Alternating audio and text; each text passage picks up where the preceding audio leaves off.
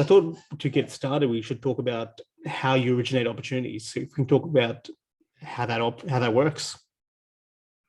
Yeah, no, absolutely. So I guess there are a few perspectives here because I can split it into two pieces. One is because we're raises.com right now, like we're not the principal person who is putting the money into the transaction, but we're packaging them up and then getting them ready.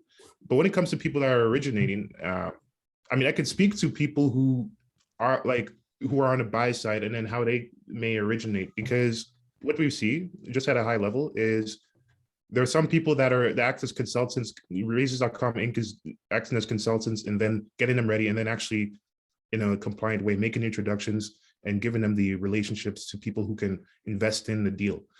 So the point is, a lot of people broadly, as a generality, I mean, most people want cash flow. Most people want to invest into something that's going to give them returns on one. And most people want control and predictability and certainty. So as a big generality, you will see many people that are more interested in cash flowing deals, multifamily deals that are already cash flowing, transactions that are already cash flowing. And at best case scenario, large investors that just want to make a control transaction into one-off transactions. Those seem to be, as a broad generality, the biggest and most simple transactions and most lucrative transactions that get done, because everyone wants control, everyone wants cash flow, and people don't want risk and don't like risk. So that's as a big generality, that's what we see. And then obviously there's more complexity than that, but on an ultra high level, that's what we see. Is there anything I should dive into specifically from this? Yeah, there's a fair bit there to unpack. So let's definitely is agreed that the cash flowing opportunities are what people are interested in. I mean, there's less risk involved there. Let's talk about how yourself and members of your community are originating deals. Like, how do they actually find those cash flowing opportunities? Yes, absolutely. So one thing is, one reason why, for example, we say $10 million plus is because whenever you make a rule about the types of transactions that you want to work with to fund or find somebody who would fund as somebody originating, people always break your rules. And so the more ardent you make your rules and the more strict you make your guidelines, you're just going to get better people. So if you say you want to find a deal that's raising $10 million, you're going to find people that raise $2 million come to you. If you say you want to originate something for $2 million, you'll see people who want to raise like $200K. So it's just the way it works. And it's almost like a foot in the door technique, where they say, oh, we have a pipeline of this, but we have this quick transaction that we want to get done. So one thing is really to come up with rules that are almost on the extreme. And then as a default, people don't follow the rules. So you're just going to get the crumbs that fall in. And so I think that's the first approach. Second, I would look at the jurisdiction, because there are a lot of people in a lot of jurisdictions that you just can't fund the deal. There are some people that are experts in a certain jurisdiction. For example, political instability, like different countries. Let's talk about stable countries like America, UK. Good, because I mean, if somebody's looking for a deal that can get funded and they work in stable countries, and you're going to get a lot of people in a lot of unstable countries that are going to approach you. So just making those really ardent rules to prevent them from coming in, in a way that's respectable, obviously, but that just saves you a lot of time. Okay. Yeah. Then I guess refining the kind of classes of properties that we're looking for is another thing, that additional refinement. So you're able to further clarify what you want. Yeah. So for class A and class B and everything, those requirements, what's funny enough, we like, just on our side, I mean, as like in a consultant way, we don't really see a big need for us to, say, okay, you can't do affordable housing, or you must do class A, or you must do this and you must do that. What we find that's more important is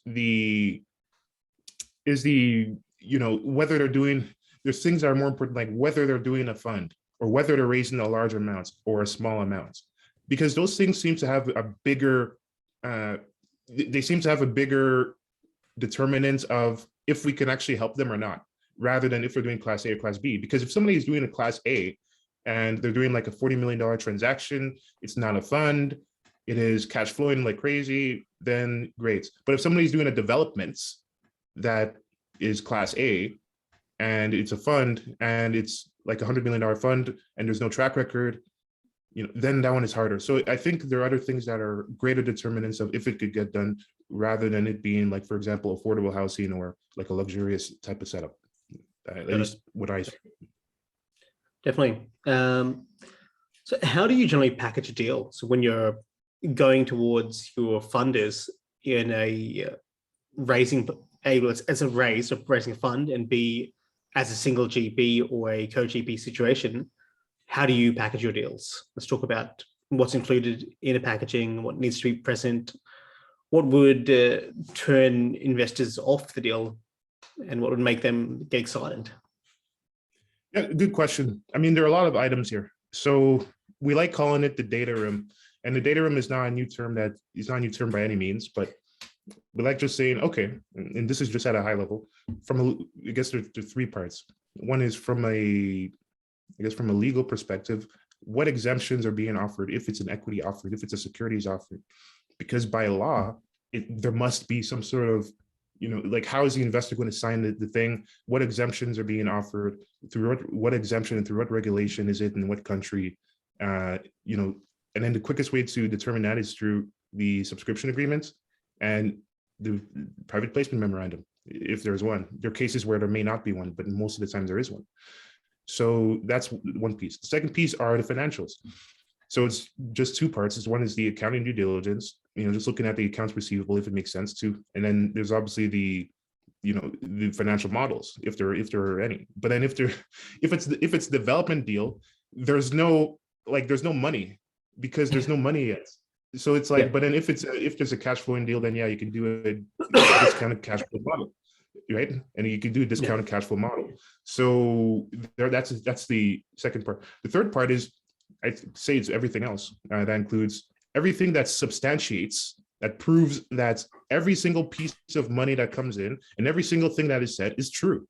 And then determine how it's true. It's like, oh, okay, well, we're getting money from here, here, here. It's like, okay, well, prove it. It's like, okay, well, here are these contracts from these people, or for example, hey, we have no permitting risk, no licensing risk for our development deal. It's like, okay, well, prove it. It's like, okay, well, here are these contracts, here are these pieces of paper that we scanned, and here are incorporation docs that proves that the entity exists with the share structure and everything.